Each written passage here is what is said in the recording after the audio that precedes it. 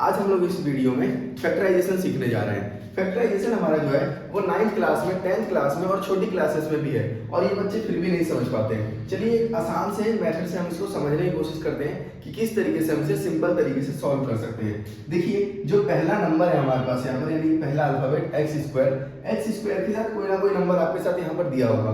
अगर कोई भी नंबर नहीं दिया है तो हम वहाँ पर एक मान लेंगे और इस एक वाले को इस लास्ट वाले से मल्टीप्लाई करना होता है हमें, ठीक है। तो एक को अगर हम 8 से मल्टीप्लाई करेंगे तो ये हमारा 8 आ जाएगा।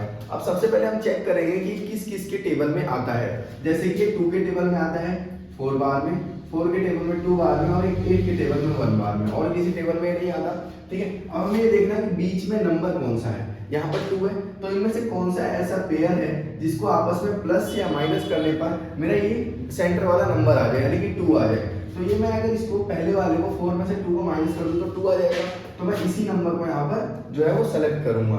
अब देखेंगे हम लोग यहाँ पर किसके साथ माइनस है, तो जो भी बड़ा नंबर है इसमें उसके साथ मैं माइनस लगाऊंगा।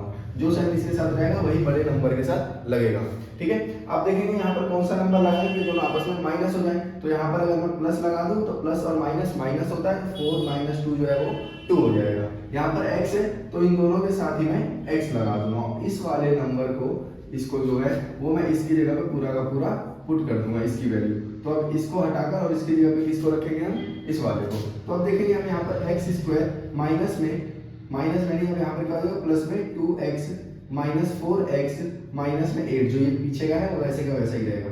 इन दोनों में से कॉमन लेंगे तो इस x को मैं लिख सकता हूँ x इंटू में x, और यहाँ पर इसको कैसे लिख सकता हूँ 2 इंटू में x, ठीक है। तो यहाँ पर देखेंगे कि यहाँ पर भी x है और यहाँ पर भी x है, तो x दोनों में कॉमन है। तो x को मैं क्या ले लूंगा कॉमन। अब मेरे पास क्या बच गया, यहाँ पर एक तो x बच गया प्लस में इधर क्या बच गया 2 बच गया।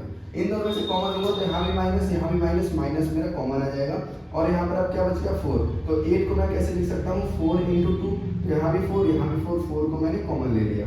अब यहाँ क्या बच गया मेरे पास, एक तो x बच गया और माइनस में क्या बच गया 2 बच गया। माइनस को मैंने कॉमन ले लिया तो प्लस में 2 बच गया। ये दोनों हमारे आंसर सेम आने चाहिए। सेम आ रहे हैं तो हमारा क्वेश्चन जो है वो सही सॉल्व हो रहा है बिल्कुल, और अगर यहाँ पर कोई गड़बड़ हो रही है तो मतलब गलत है हमारा। तो अब देखेंगे यहाँ पर फैक्टर हमारा बन गया, जो इन दोनों को एक साथ लिख देंगे, x माइनस में 4 और एक जगह पे मैं लिख दूंगा इस वाले को x प्लस 2। तो ये दो फैक्टर जो हमारे इस इक्वेशन के बन गए।